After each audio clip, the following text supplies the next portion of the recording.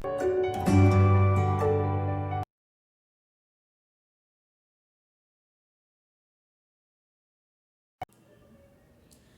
students, welcome to Triveni Memorial Senior Secondary School online classes. Today we are going to start Unit 2 Session 2 Ability to Work Independently.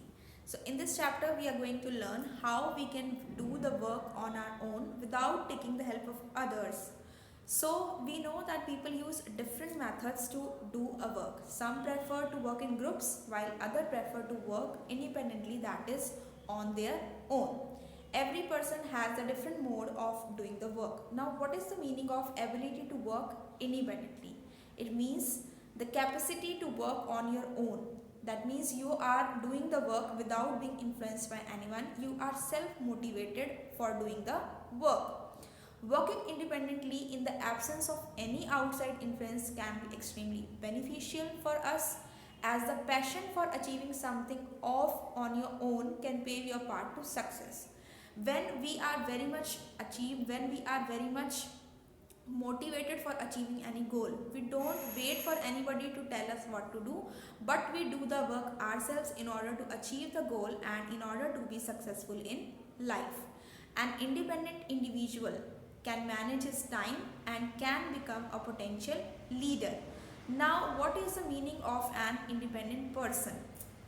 An independent person is the one who is aware of his feelings, his characters, and evaluates his behavior and corrects his mistake. He knows what he has to do and he does not make excuses for any of the wrong which he has done, and he does not require constant assistance or supervision for completing any task. He or she works to the best of his abilities as much he or she can give to any of that work. Next we have what are the advantages of working independently.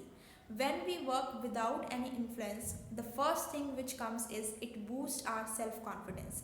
It gives us a sense of realization that we are confident in whatever we are doing, and in future also we are able to take risk accordingly. Second is it makes the person self-reliant. Reliant means we rely on ourselves, that whatever the situation comes, I will be able to deal with it. That is, the person is not dependent on anybody in any of the difficult situation, whereas he is dependent on himself, that he will be able to enjoy a free flowing work style that requires discipline and self awareness. Next is it makes the person emotionally independent. Independent people experience challenging situation and it makes the person emotionally independent. Means if there is any emotional disturbance, that is any trouble is there or any improper relationship is there, so he or she tries to solve that particular problem. He or she is not dependent emotionally on anyone.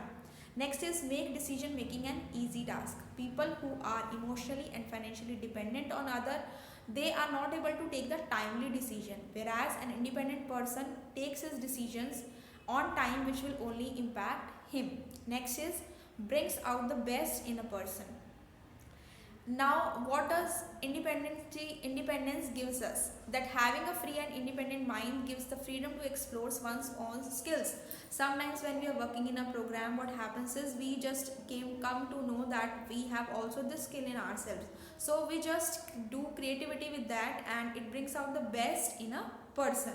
Next we have is it increases the self value and self esteem. When we are able to do the work on our own, it increases our value as well as increases our self esteem, that we are able to do that work on our own without any outside influence. Now there are some skills which are required to work independently. First is self motivation.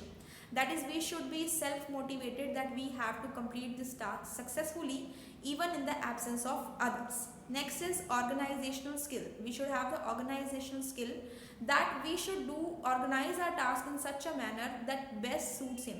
What should be the first thing to be done in this work? What should be the second step? Like this, our task should be organized. Third thing is multitasking ability. Multitasking ability means when we are working independently, we should be able to not to sit idle and continuously we should complete our work.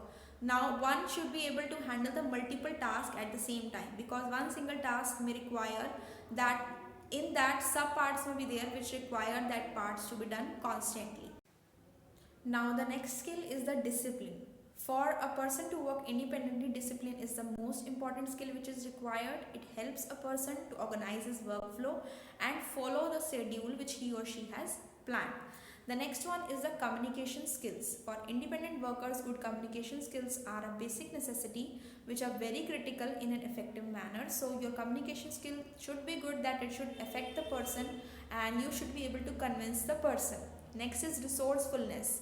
When we are working on our own, we may face some problems. So we have to resolve them without any help of the other person. So we should have all the resources with us when we are doing any task.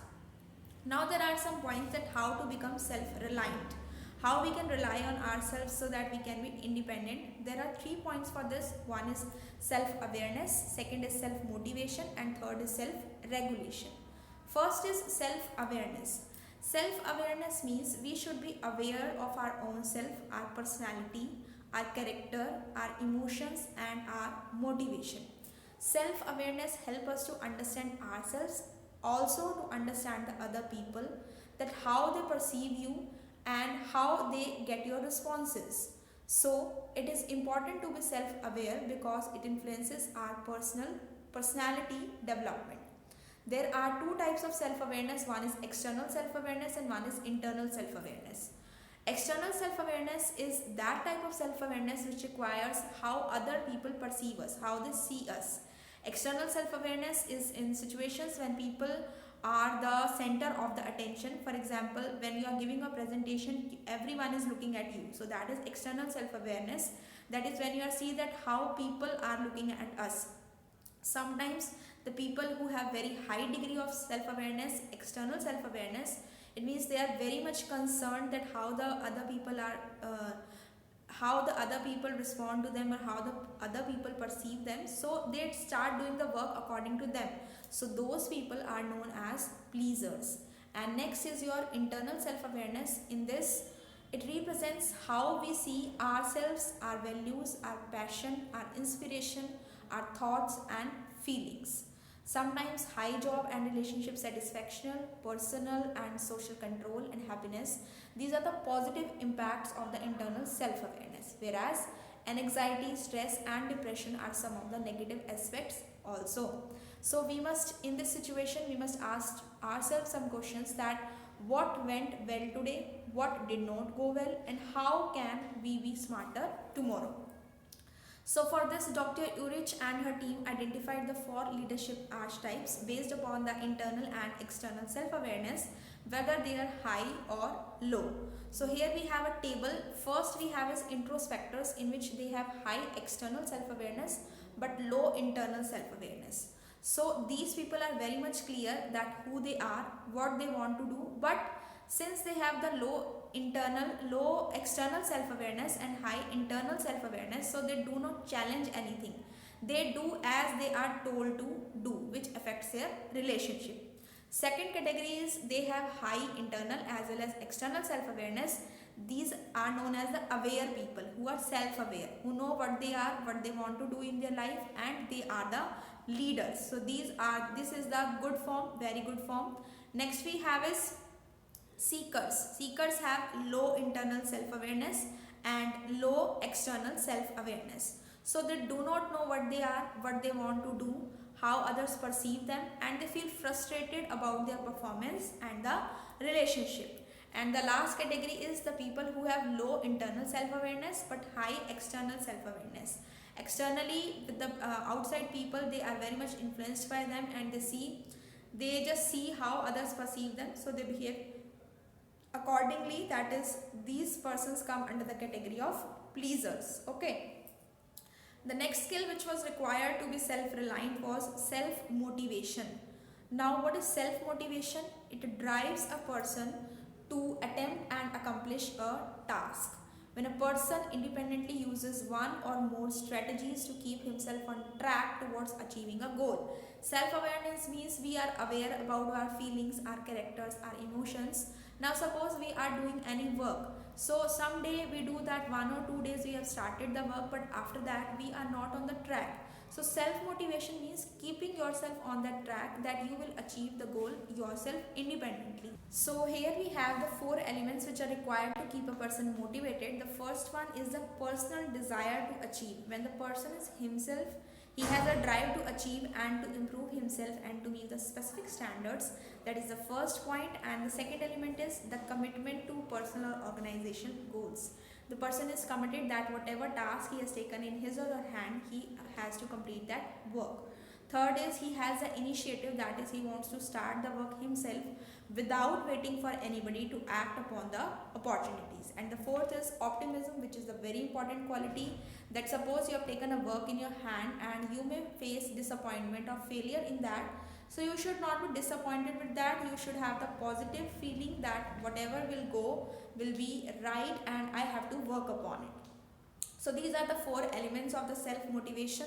Now we have the two types of self-motivation here. One is the intrinsic and one is the extrinsic. Intrinsic motivation refers to the behavior of a person that is driven by the innate desire to do the something work for his own sake of personal rewards. Like for example, you are starting to learn a skill because you are eager to learn it. You are not that sometimes someone will give you something then you are doing it. No, but you are doing it on your own. A task will come from within because the person finds the accomplishment quite satisfying. You find that if I learn this skill or if I do this work, I will be improved in my future tasks. So you are doing it yourself, that is the intrinsic motivation. Some of the examples are: you are participating in a sport because you find the activity enjoyable. You are cleaning your room because you like that your room should be neat and clean. You are exercising because you want to relieve the stress. So these self motivations is the intrinsic self motivation. You are doing it for your own self. Next is the extrinsic motivation. It refers to the behavior of a person that is driven by the desire to attain some sort of external satisfaction, like it can be money, power or good grades. For example, a child is participating in a sport because he thinks that or he feels that he or she may win a award. A child is cleaning his room to prepare for the visitors who are coming. So you are doing it based upon some external influence.